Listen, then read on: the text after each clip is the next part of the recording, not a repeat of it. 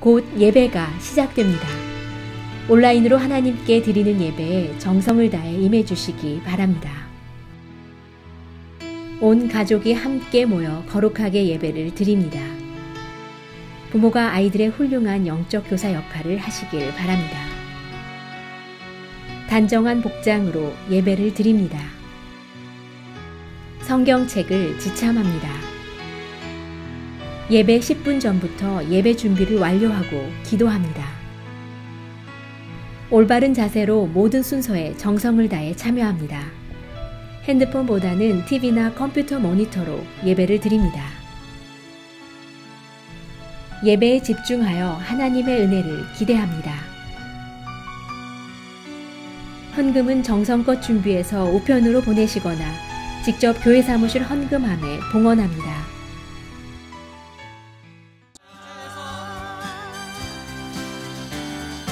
우리를 죄에서 구하시려 주 예수 십자가 지셨으니 기쁘게 부르세 할렐루야.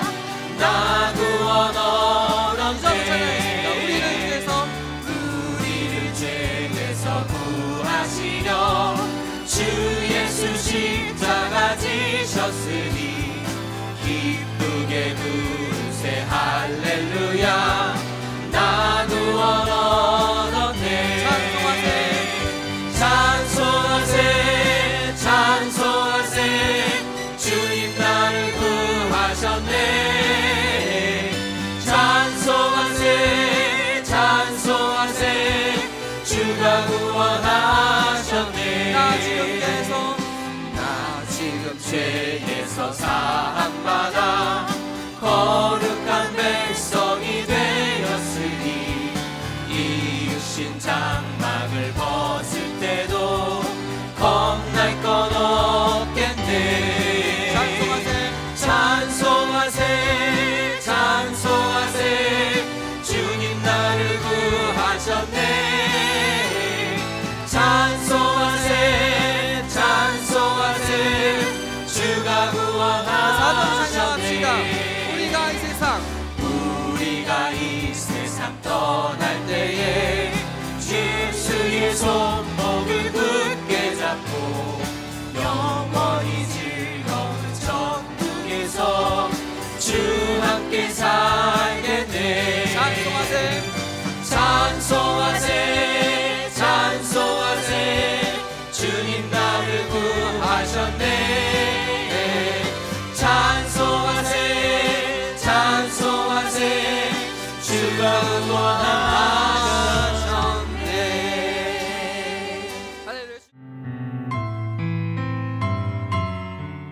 하늘에 계신 아버지, 이름이 거룩히 여김을 받으시오며 성탄절을 맞아 예수 오심을 찬양하며 감사드립니다. 2020년 얼마 남지 않은 이 날에 지나온 자국을 보며 회개의 기도를 올립니다.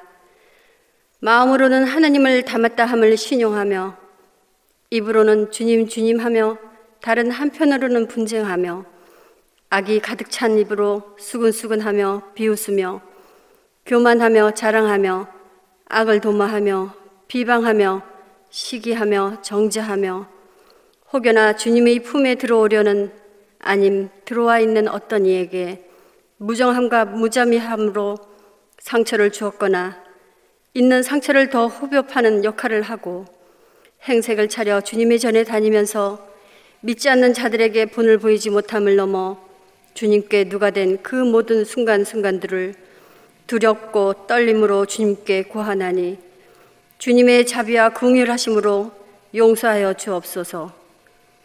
그리고 주님의 정결한 영으로 거듭 태어나게 하옵소서. 오는 2021년에는 아버지 앞에 더욱 가까이 가기를 원합니다. 사람의 방언과 천사의 말을 할지라도 사랑이 없으면 소리나는 구리와 울리는 꽹과리가 되고 또한 사랑은 모든 허물을 가린다고 말씀하신 아버지. 아버지, 주님의 사랑이 세상에 충만하게 하옵소서. 주변의 이웃들을 더욱 더 따뜻한 시선으로 바라보게 하옵소서. 오늘 단위에 서신 김창용 전도사님께 주님의 능력으로 함께하여 주옵시고 그 가정 주님의 돌보심으로 늘 평강과 축복이 함께 하시길 예수 그리스도 이름으로 기도드리옵나이다. 아멘. 오늘 우리에게 주시는 하나님의 말씀은 누가복음 1장 26절부터 38절입니다. 함께 봉독하시겠습니다. 여섯째 달에 천사 가브리엘이 하나님의 보내심을 받아 갈릴리 나사렛이란 동네에 가서 다윗의 자손 요셉이라 하는 사람과 약혼한 처녀에게 이르니 그 처녀의 이름은 마리아라. 그에게 들어가 이르되 은혜를 받은 자여 평안할지어다. 주께서 너와 함께 하시도다 하니 처녀가 그 말을 듣고 놀라 이런 인사가 어찌함인가 생각하매 천사가 이르되 마리아여 무서워하지 말라. 내가 하나님께 은혜를 입었느니라. 보라 내가 잉태하여 아들을 낳으리니 그 이름을 예수라 하라. 그가 큰 자가 되고 지극히 높으신 이의 아들이라 일컬어질 것이요 주 하나님께서 그 조상 다윗의 왕위를 그에게 주시리니 영원히 야곱의 집을 왕으로 다스리실 것이며 그 나라가 무궁하리라. 마리아가 천사에게 말하되 나는 남자를 알지 못하니 어찌 이 일이 있으리이까. 천사가 대답하여 이르되 성령이 내게 임하시고 지극히 높으신 이의 능력이 너를 덮으시리니 이러므로 나실 바 거룩한 이는 하나님의 아들이라 일컬어지리라. 보라 내 친족 엘리사벳도 늙어서 아들을 배었느니라. 본래 임신하지 못한다고 알려진 이가 이미 6달이 되었나니 대저 하나님의 모든 말씀은 능하지 못하심이 없느니라. 마리아가 이르되 주의 여종이오니 말씀대로 내게 이루어지이다 하매 천사가 떠나가니라. 아멘. 오늘 우리가 함께 나눌 은혜의 말씀은 누가복음 1장 26절부터 38절입니다.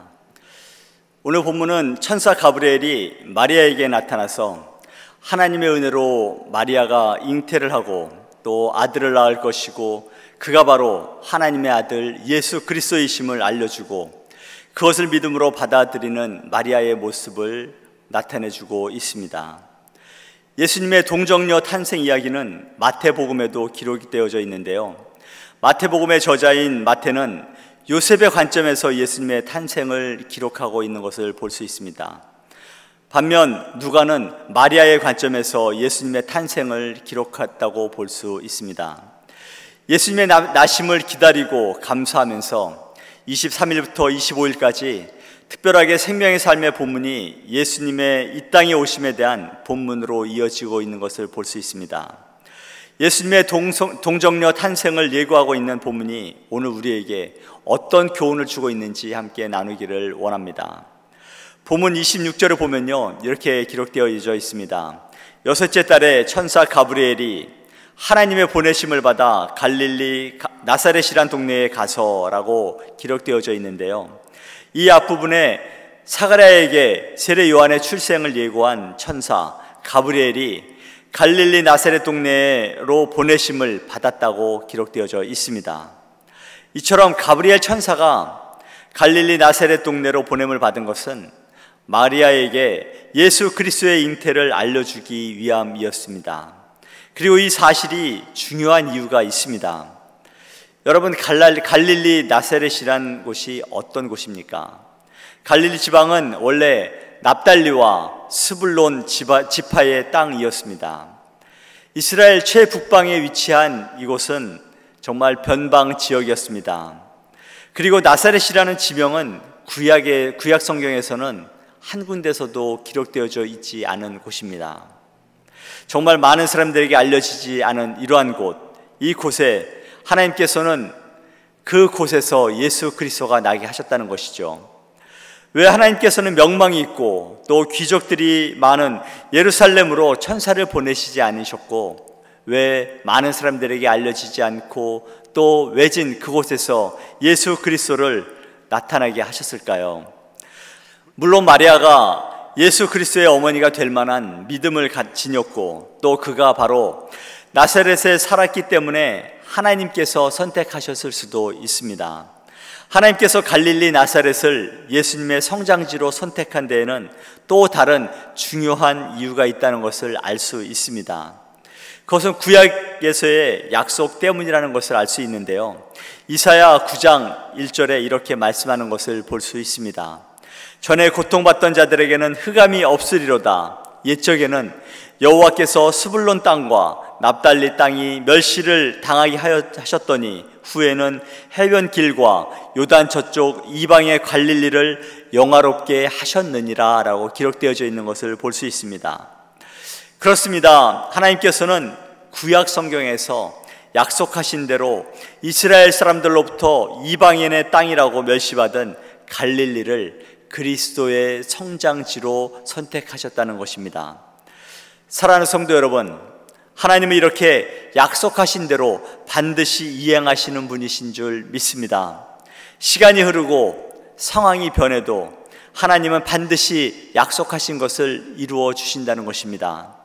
사람들은 때로 약속을 잊어버릴 수도 있습니다. 그렇지만 하나님은 반드시 약속하신 그대로 우리들에게 이루어 주시는 신실하신 분이심을 믿습니다. 이렇듯 약속을 지키시는 하나님을 보면서 우리가 깨달아야 할 것이 있지 않겠습니까? 하나님께서 우리의 기도를 들으시고 또 우리의 기도를 응답하시는 신실하신 분이시라는 것입니다. 그것은 하나님께서 예수 그리스도를 통해 우리에게 하신 약속들, 성도에 대한 축복의 약속들, 또 천국을 기업으로 주시겠다고 하신 그 약속들, 그 이외에도 우리가 열심히 기도했던 부모님의 구원을 위한 기도와 또 자녀들을 향한 기도에 대한 응답을 하나님께서는 반드시 이행하실 줄 믿습니다. 이 약속들은 어느 약속보다 더욱 확실한 것입니다. 우리가 이 세상에 살면서 때로는 고통도 있고 때로는 환난을 만났을 그때에도 소망을 잃지 않는 이유는 하나님께서 반드시 그 약속을 이루고 성취해 주신다는 것을 믿기 때문입니다. 사랑하는 성도 여러분, 하나님의 약속에 대한 확신을 갖고 사심으로 능력 있는 신앙생활로 날마다 승리하는 삶을 살아가는 여러분과 제가 되기를 간절히 소망합니다. 본문 28절을 통해 진정한 은혜가 무엇인지 한번 생각해보는 그러한 시간이 되기를 원합니다. 28절입니다. 그에게 들어가, 여기서 그에게는 마리아를 말하는데요, 그에게 들어가 이르되 은혜를 받은 자여 평안할지어다 주께서 너와 함께 하시도다 하니 라고 기록되어져 있습니다. 이 말씀은 천사 가브리엘이 마리아에게 하나님의 은혜를 입은 사실을 알려주는 그러한 내용입니다. 그런데 이 말을 들은 마리아는 29절에서 천사의 말을 듣고 놀라면서 그 말의 뜻이 무엇인지 생각을 하게 됩니다. 마리아는 대담하기도 하고 신중한 성품을 지닌 그러한 여인임에는 틀림이 없습니다. 여기서 은혜라는 말은 헬라어로 카리스라는 말입니다. 이 말은 여러분도 다 아시는 것처럼 하나님의 선물이라는 뜻입니다. 천사 가브리엘이 마리아에게 은혜를 받은 자라고 말한 것은 그녀가 예수님의 어머니로서 하나님께 선택된 특별한 선물을 받았다는 것이죠. 이것이 얼마나 큰 영광이고 기쁨입니까? 메시아를 잉태하고 출산한다는 것은 정말 생각하기조차 어려운 그러한 큰 축복임에는 분명한 사실입니다. 하지만 다른 측면으로 살펴보기를 원하는데요, 당시의 상황으로 보면 정혼은 했지만 아직 남자와 관계를 갖지 않은 여인이 아이를 갖는다는 것은 바로 간음죄에 속하는 그때 상황으로는 정말 사형에 처하는 그러한 큰 일이었습니다. 이 일만 해도 감당하기 버거울 텐데 자신이 낳은 예수가 골고다 언덕으로 끌려가고 그리고 십자가에서 고통스럽게 죽게 되는 것을 지켜봐야 하는 그러한 고통을 견뎌야만 했던 것입니다. 여기서 우리는 하나님이 우리에게 베푸시는 은혜의 실상을 정말 심사숙고해 봐야 하지 않을까 생각합니다. 우리는 흔히 하나님이 나에게 사업이 잘 되도록 해주시고 또 건강 주시고 물질의 축복을 주시고 세상의 모든 권세와 명예를 주는 것을 은혜라고 생각을 합니다. 물론 이러한 것도 하나님의 은혜임에는 틀림이 없습니다. 그렇지만 오늘 천사 가브리엘이 마리아에게 전하고 있는 이 은혜에는 아기 예수를 잉태하는 기쁨도 있겠지만 장차 있을 그리스도의 고난에 참여하는 모든 것들을 포함하고 있는 줄 믿습니다. 하나님이 여러분과 저로 하여금 하나님과 하나님의 나라를 위해 희생하고 또 수고하고 헌신할 수 있도록 해주신 것, 그것이 바로 하나님의 은혜인 줄 믿습니다. 그것이 바로 우리가 예수님의 고난에 참여하는 것이고, 그것이 바로 주님의 영광에 참여하는 것인 줄 믿습니다. 예수님은 마태복음 5장에서 팔복을 말씀하시면서 이렇게 말씀하십니다. 마태복음 5장 10절부터 12절입니다. 의를 위하여 박해를 받은 자는 복이 있나니 천국이 그들의 것임이라. 나로 말미암아 너희를 욕하고 박해하고 거짓으로 너희를 거슬러 모든 악한 말을 할 때에는 너희에게 복이 있나니 기뻐하고 즐거워하라. 하늘에서 너희의 상이 큼이라. 너희 전에 있던 선지자들도 이같이 박해하였느니라 라고 기록되어져 있습니다. 그렇습니다. 마리아처럼 하나님의 은혜를 받는다는 것은 때로는 우리의 불편을 감수해야 할 때도 있고, 예수님 때문에 박해를 받아야 하는 때도 있다는 것입니다. 이 모든 것들을 인내하고 감당해낼 때에 우리를 향한 하나님의 상급이 하늘에서 예비되어진 줄 믿습니다. 주를 위해 고난을 당하는 것도 은혜 중에 은혜를 알고 잘 감당하며 살아가는 성숙한 성도로 살아가는 여러분과 제가 되기를 간절히 소망합니다. 본문 35절은 예수 그리스도가 인간의 몸으로 오셨지만 죄와는 전혀 상관없으신 분임을 강조하고 있는 것을 볼 수 있는데요, 35절을 한번 보기를 원합니다. 천사가 대답하여 이르되 성령이 내게 임하시고 지극히 높으신 이의 능력이 너를 덮으시리니 이름으로 나실 바 거룩한 이는 하나님의 아들이라 일컬어지리라 라고 기록되어져 있습니다.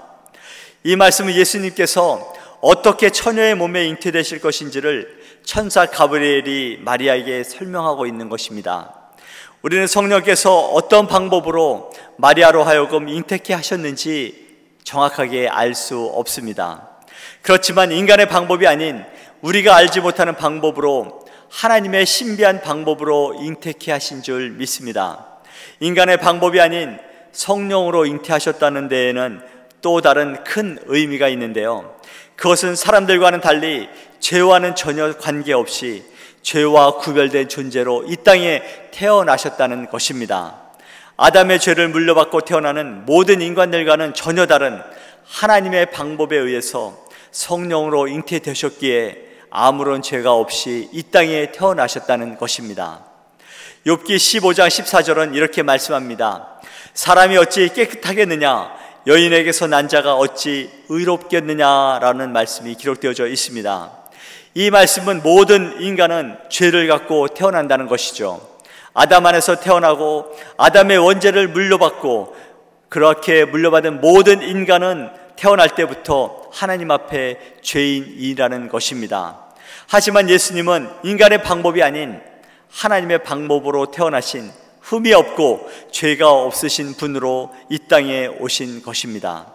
그러기에 그가 흘리신 그 십자가의 대속의 피가 능히 우리 모두의 죄를 깨끗게 하고 그 피로 인해서 우리는 죄 사함을 얻을 수 있다는 것입니다. 또한 예수님은 거룩하고 악이 없고 더러움이 없고 죄인에게서 멀리 떠나 계신 분이기에 죄인된 우리를 넉넉히 하나님 앞으로 인도하는 그러한 능력 있는 예수 그리스도이신 줄 믿습니다. 예수님의 용서의 간구가 우리의 모든 죄를 깨끗게 하시는 것인 줄 믿습니다. 이것이 바로 예수님께서 성령으로 잉태된 거룩한 의미라고 볼 수 있습니다. 오늘 본문 마지막 절인 38절의 말씀을 통해 우리는 마리아의 순종의 자세를 본받게 될 줄 믿습니다. 38절입니다. 마리아가 이르되 주의 여종이오니 말씀대로 내게 이루어지이다 하매 천사가 떠나가니라 라고 기록되어져 있습니다. 이 말씀은 천사 가브리엘을 통해서 전해주신 예수님의 잉태 소식에 대한 마리아의 최종 응답이라고 볼 수 있는데요, 마리아는 하나님의 뜻에 전적으로 순종하기로 결심한 것입니다. 마리아의 순종은 결코 쉬운 것이 아닙니다. 단순히 아이를 임신하는 것으로 그치는 것이 아닙니다. 그러기에 더욱 힘들고 어려운 결정이었을 것입니다. 하지만 뒤에 이어지는 내용을 통해 마리아가 기쁨으로 순종했다는 것을 우리는 알 수 있습니다. 우리에게도 마리아와 같은 순종의 자세가 있어야 할 줄 믿습니다. 마리아의 순종은 겸손한 순종의 자세로서의 순종이고, 자신에게 닥칠 고난까지도 순종하겠다는 믿음의 표현이라고 볼 수 있습니다. 마리아가 하나님으로부터 예수님의 모친으로 선택될 수 있었던 것은 거기에는 또 다른 이유가 있습니다. 마리아가 하나님께 쓰임받는 데에는 가장 중요한 요소가 바로 순종이라는 것입니다. 하나님 나라와 그 뜻을 위해 자기를 희생하면서까지 모든 것을 감당하겠다는 그러한 순종이야말로 예수님을 믿는 우리 모두에게 요구되어지는 믿음의 덕목이라고 볼 수 있습니다. 신앙생활을 하다 보면 끊임없이 순종을 요구받게 됩니다. 그것도 우리의 상황에는 절대로 순종할 수 없는 상황들이 연출되어짐에도 불구하고 순종이 요구되어질 때에 우리는 그러한 것들을 통해서 조금 더 하나님 앞에 가까이 나아가게 될 줄 믿습니다. 그런데 다른 믿음의 세계를 경험하는 정말 좋은 방법 중에 하나는 순종하기 힘들 때, 순종할 수 없는 상황에도 불구하고 순종할 때 우리가 경험할 수 없는 믿음의 세계를 볼 수 있다는 것입니다. 사랑하는 성도 여러분, 한 단계 더 깊은 믿음의 세계를 경험하기를 원하십니까? 그러면 순종의 삶을 살기를 부탁드립니다. 유월절 사건은 언제 읽어도 긴장감이 있고 하나님의 살아계심을 느낄 수 있는 그러한 말씀입니다. 어찌 보면 참으로 단순한 행동 아닙니까? 문인방과 좌우 설주에 양의 피를 바르면 첫째로 태어난 모든 것들이 살고, 양의 피가 없으면 첫째로 태어난 모든 것이 죽게 되는 그러한 사건 아닙니까? 정말 세상 사람들은 이러한 것을 믿지 않을 뿐만이 아니라 이런 것들을 이해하거나 믿을 수 없는 사건이라고 봅니다. 아마도 그때 당시에 애굽 사람 중에도 그 이야기를 혹시 이스라엘 백성들에게 전해들은 사람들이 한 명쯤 있지 않았을까 싶습니다. 하지만 이러한 단순한 순종을 요구하는 일을 그들은 경홀히 여겼고 그러한 모든 것들을 실시하지 않았을 것이라고 봅니다. 또 사도행전 10장에는 베드로의 환상 이야기가 나옵니다. 부정한 짐승들이 가득 담긴 보자기가 하늘에서 내려와서 베드로에게 나타납니다. 그리고 베드로야 일어나 잡아 먹으라 라는 천사의 명령이 있었고, 베드로는 속되고 깨끗하지 않은 것들을 결코 먹지 않겠다고 대답을 합니다. 그래서 하나님의 사자가 다시 나타나서 하나님께서 깨끗하게 하신 것을 왜 네가 속되다 하냐라고, 속되다 하지 말라고 권고합니다. 이러한 환상을 3번 경험한 후에 그 그릇이 하늘로 올라갑니다. 이 일이 있은 후에 로마 군대의 백부장이었던 고넬료의 가정으로 가서 복음을 전하게 되는 일을 성경은 기록하고 있습니다. 그곳에서 성령이 이방인에게도 임하시는 것을 경험하게 되고 그들에게 물로 세례를 주게 되는 것을 우리는 성경을 통해 알 수 있습니다. 정말 유대인의 전통으로는 절대 이방인들과 음식을 같이 먹을 수 없는 일이 아닙니까? 베드로의 전통으로는 도저히 납득할 수 없는 상황이었던 것이죠. 하지만 하나님께서는 음식의 규정을, 또 그러한 전통을 넘어서라고 말씀하고 있는 것입니다. 그리고 유대 문화에 갇혀 있지 말고 이방인의 타 문화와도 소통하라고 베드로에게 말씀하신 것입니다. 베드로가 계속해서 하나님의 말씀에 순종하지 않았다면 어찌 되었겠습니까?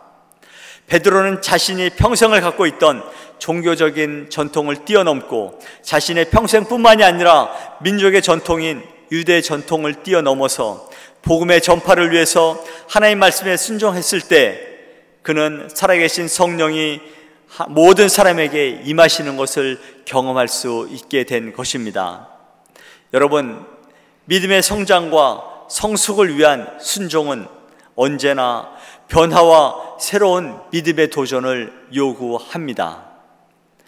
2020년 이제 마지막까지 믿음의 진보를 위해 끝까지 믿음의 순종의 삶으로 살아가는 여러분과 제가 되기를 간절히 소망합니다.